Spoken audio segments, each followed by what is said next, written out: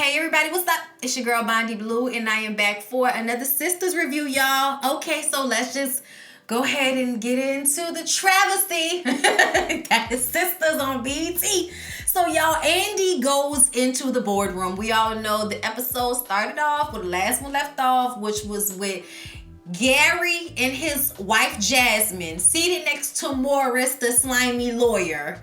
Okay, across the table from Mr. Bellamy and all of the partners at Andy's firm. And she's walking into the room so slow, so scared. Okay, we don't know what's gonna happen right now. Because you know they be trying to gank us. So we don't know what's gonna come out of somebody's mouth at any moment.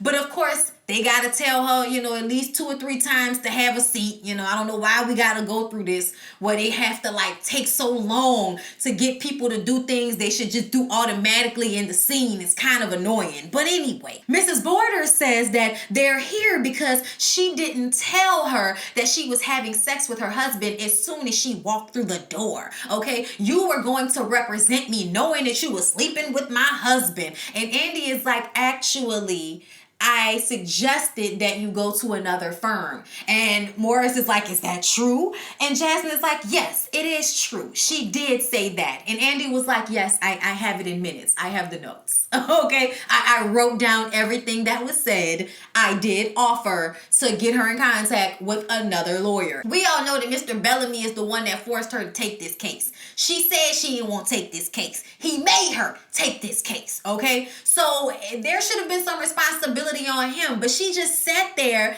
and took it, and I didn't understand that. Why are you sitting there letting them take your livelihood away from you as if everybody in the room ain't culpable? I'm just saying, Mr. Bellamy is culpable, Jasmine is culpable, and damn sure Gary is culpable, okay? So I was just annoyed that it was some martyr situation where she's falling on her sword for everybody, and I just didn't like that. I didn't like that at all. I feel like it's this depiction of black women that we always have to take the brunt, take the fall, be the one to be the martyr in the situation. I'm tired of that shit, okay? I'm tired. So Jasmine wants Gary to tell everyone something, and they go back and forth about that for at least 2 minutes. Why do we have to do this, Tyler? Why? Why did they have to go back and forth? Oh, we have something to tell you. What is it? I don't want to say. We have something to tell you. Why don't you say it, Gary? I don't want to say it. What is it? I was so over that dialogue that went on for way too long.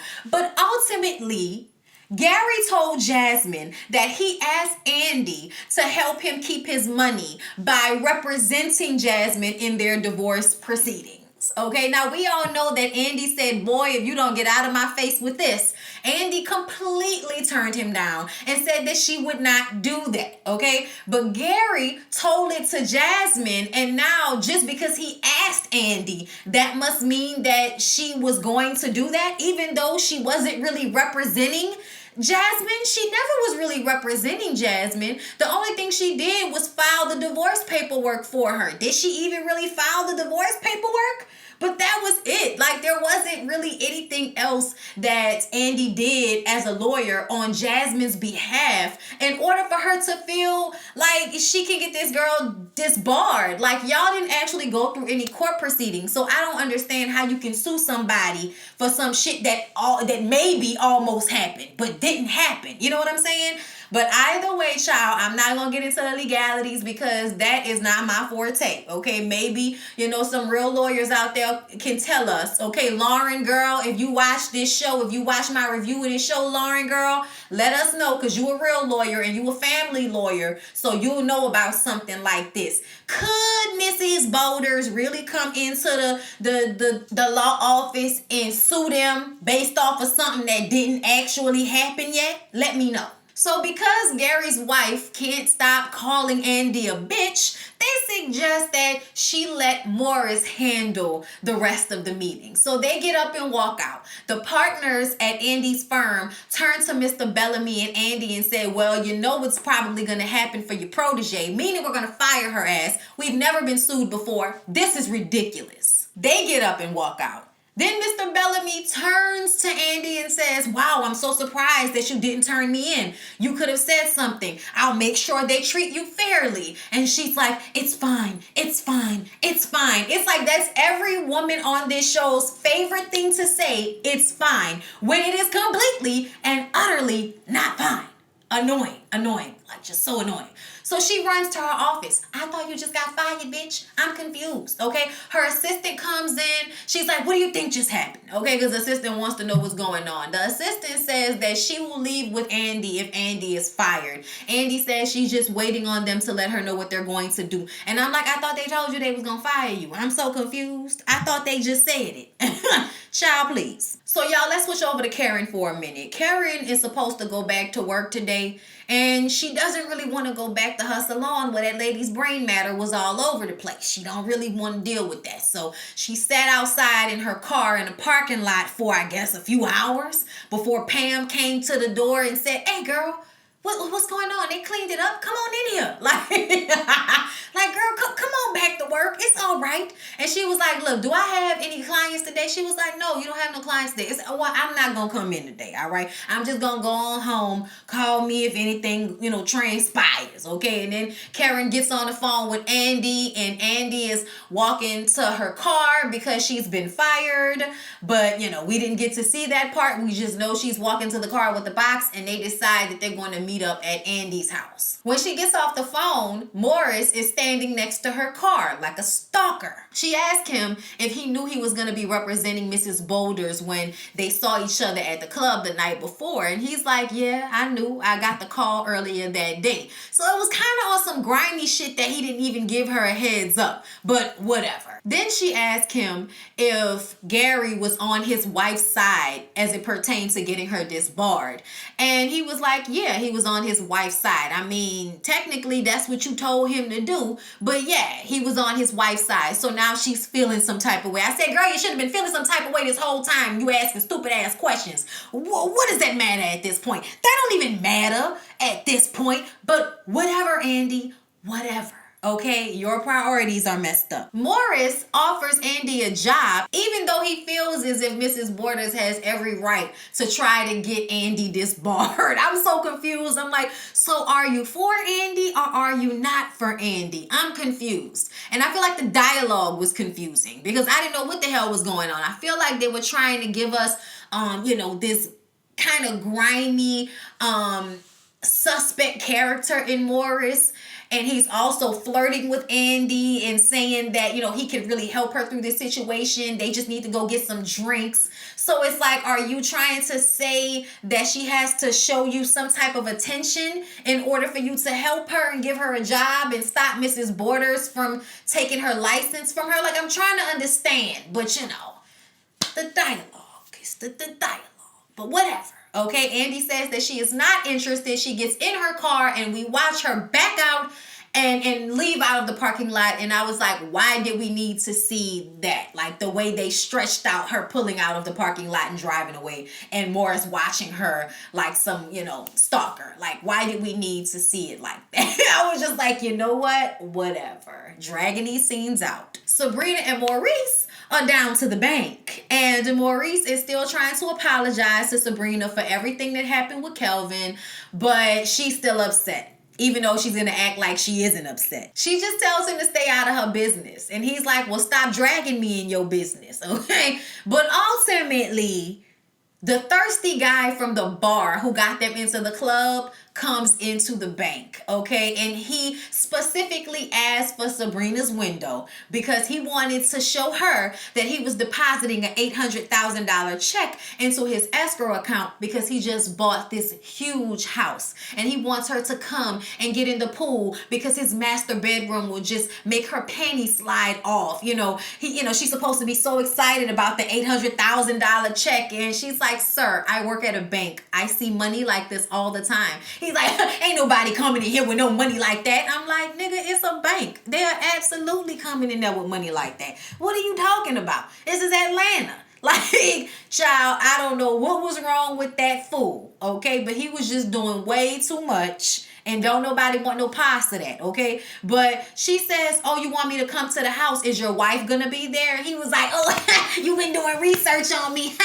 Yeah, I am married, okay? But you know what? You should give me your phone number anyway. All right, I'm like, oh, grimy, flaw as fuck. Okay, here we are. And she gives him the phone number.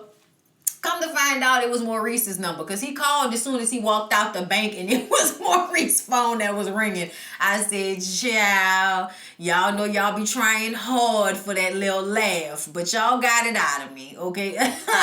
Sabrina calls Danny and tells her that she wants to talk, so they decide to meet for lunch at the airport. Danny, meanwhile, finds Helena in the bathroom taking the pregnancy test because y'all know at the end of last week's episode, Zach was like, girl, I don't trust you, so you got to come in here and take this pregnancy test. So she took the pregnancy test and come to find out she's not pregnant at all. She was trying to trick Zach because she's in love with him. She's thirsty, okay? But we all know that Zach is in love with Karen. Child, Helena don't care. Helena wants Zach. She said he's very special. He's VSOP. Okay? Zach said that that's not what their relationship was ever about. It was always a booty call, okay? But you know what? She don't care, all right? And she still want the dick, even though he in love with Karen. I said, girl, you too cute to be this thirsty. That don't make no damn sense. Andy and Karen meet up at Andy's, and because of everything that's going on with Karen, Andy tries to lie about getting fired, but Karen can tell that something happened.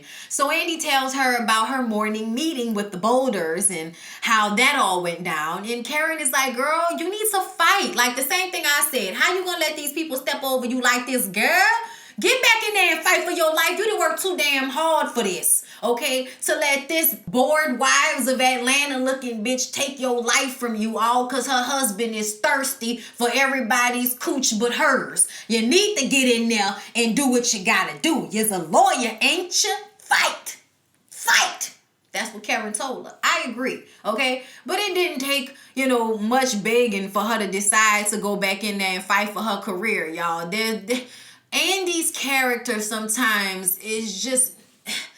I don't know how to explain it, y'all, but it's just sometimes I feel like her scenes are too choppy. The acting that's happening is too choppy, okay? Like, I need to see the moment happen when you change your mind, not just, oh, she said the line, so now I changed my mind. Like, that sometimes seems the way Andy's scenes go. I don't know if it's just Andy. Of course, there's something negative about all of the writing as it pertains to these characters and some of the things that they do. Like, Sabrina's so damn annoying, and Danny's so damn annoying, and, Karen's so damn mean, and Andy's so damn doe-eyed and, kind of deer in headlights type of shit. Supposed to be smart, act like a dumb bitch every time you turn around. You know what I'm saying? There are things, okay? But specifically with Andy, I find that there isn't a connection sometimes in her story arc. Things are just happening, but she's not like her emotions aren't going through a roller coaster. They're just kind of like here, then here, then here, then here. You know what I'm saying? Is it just me? Let me know.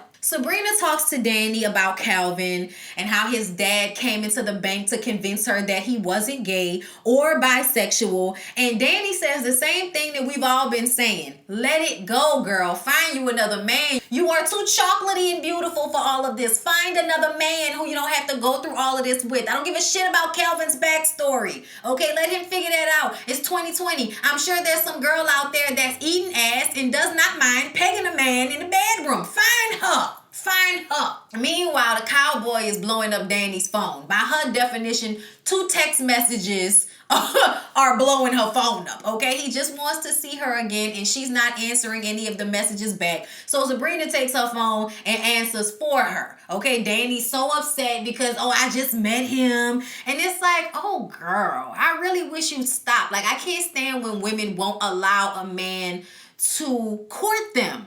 Let him court you, bitch. Like, Lord. Karen gets home to her still wrecked, dirty apartment, okay? She ain't picked up not a damn thing. And as soon as she walks into her kitchen, Erin shows up with the cleaning crew. And she's like, I told you that it was okay. It's not. Let them people clean up this apartment. You ain't did not a damn thing to clean it up. And you don't look like you're about to start. Let them people clean that apartment. So they sit down at the table. Aaron wants to have a drink with her. Kind of seemed a little too eager, you know. Come to find out, he's 7 years sober, but he won't drink because of everything that's happened recently. And Karen was like, oh, you a recovering alcoholic? Give me this damn drink back. What's wrong with you? Making me responsible for relapse. Aaron says that he just doesn't want to care right now. He's got to go home and deal with the kids. And apparently they aren't his kids. I guess they're his stepchildren. And now his ex-wife's parents are taking the kids away from him or something. Like, they just kind of put that out there, but they didn't really like specify anything. But it's just a lot going on right now. And you just know that Zach is about to walk through the door and see Aaron sitting there and get mad all over again and be self-righteous. And Karen will be like, nigga, I told you to leave yesterday. Child. I can just see it happening already. Back at Andy's place, her assistant shows up with this huge prison laundry bin. Okay, it's supposed to have her things from the office inside of it, but really, it's Gary. Gary inside of the prison laundry basket. Oh, wow. Oh, wow. I can't wait till next week to find out why the hell this is happening. Anyway, y'all, that was Sistas. I hope y'all enjoyed the review. Please don't forget to like, comment, subscribe, share the video. Okay? I enjoy y'all. I hope y'all enjoy me. I'll see y'all in the next one.